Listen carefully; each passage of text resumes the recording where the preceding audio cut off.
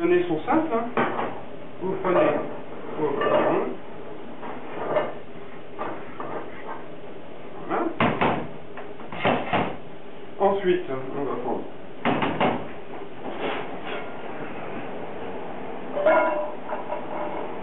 une plus grande casserole. Mais ça, ça me fait des gosses, ça fait comme des... Pardon? Oui, c'est pour ça qu'on a des chaussures stockées. Vous voyez, c'est des sabots et on a les pointes protégées. Ça, des fois, on lève des gamelles qui font 50 kg, qui sont bouillantes. On risque tout le temps de se couper. Hein, Romain? Et donc, vous avez vu? On met à hauteur du potiron et du lait. Ça va jusque là? Pas compliqué? Ce soir, tout le monde potage potiron, tout le monde peut le faire. Et là, nous allons mettre sur le gaz avec un couvercle. Alors ici, les couvercles, c'est pas comme à la maison.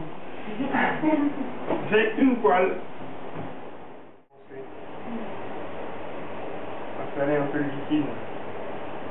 C'est beaucoup de sel, ça. Ah, c'est sûrement peut-être un peu salé. Sûrement là-dessus qu'on fera. Ça mousse le plus. Ah. Ça va déborder là. Non.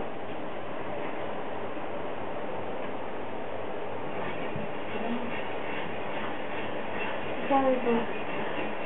Ah ouais. En fait, en cuisine, on a quelque chose. Il y a plusieurs catégories de cuisiniers. Il y a deux sortes de cuisine et plusieurs catégories de cuisiniers. Deux sortes de cuisine, il y a la bonne et la mauvaise. Et après, dans les catégories de cuisiniers, il y a les palais et les techniciens. Donc, les techniciens sont ceux qui vont innover et maîtriser des techniques délicates à faire en cherchant des structures et des goûts différents, cuisine moléculaire et autres. Et moi, je fais partie des gens qui travaillent au palais. C'est-à-dire que moi, ce qui m'importe, la technique m'ennuie terriblement, ce qui m'importe, c'est de me régaler au départ. Et un cuisinier est un chimiste. Ouais. Il y a un chimiste, hervétiste. Hervétiste qui, ouais. qui décompose nombre de cuisiniers s'en servent. C'est un commis de cuisine.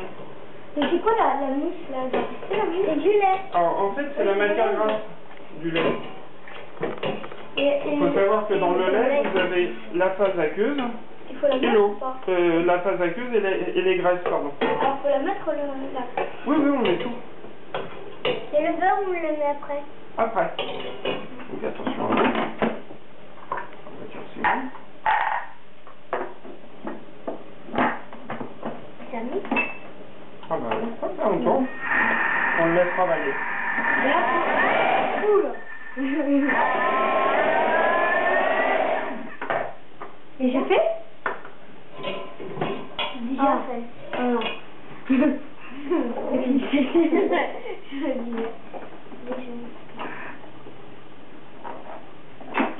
Et là, c'est si on oublie le bouchon, bah ça j'ai fait. Ah bah oui, là c'est pas bien. Bien fait. On a ajouté. Ah oui. On va rajouter tout le lait. On va remixer un petit peu.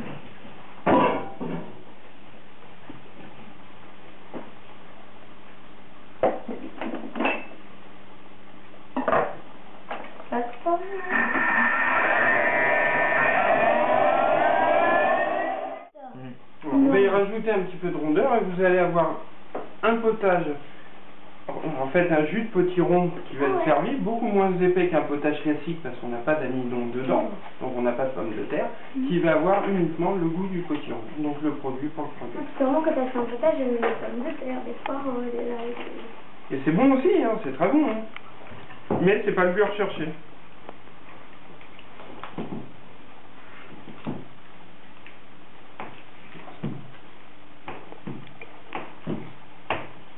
Voilà. Donc ça va représenter un tiers de 250 grammes. Donc un tiers de 250 grammes, mesdames, mesdemoiselles. C'est beaucoup? Ça fait combien alors un tiers de 250 grammes? C'est une question. C'est 250 grammes, 80. Bravo.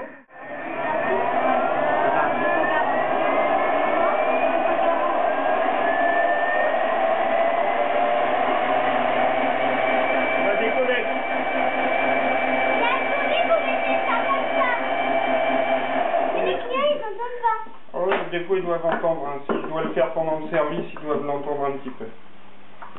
Ah là, c'est vite.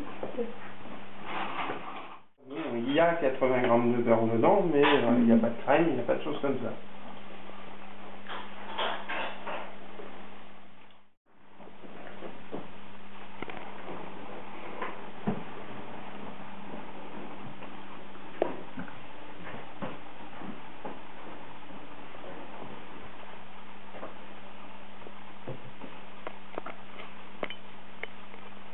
Donc là, c'est pour la mise en bouche. Le principe de la mise en bouche, ça vient d'où? C'est qui a été le premier à proposer ça?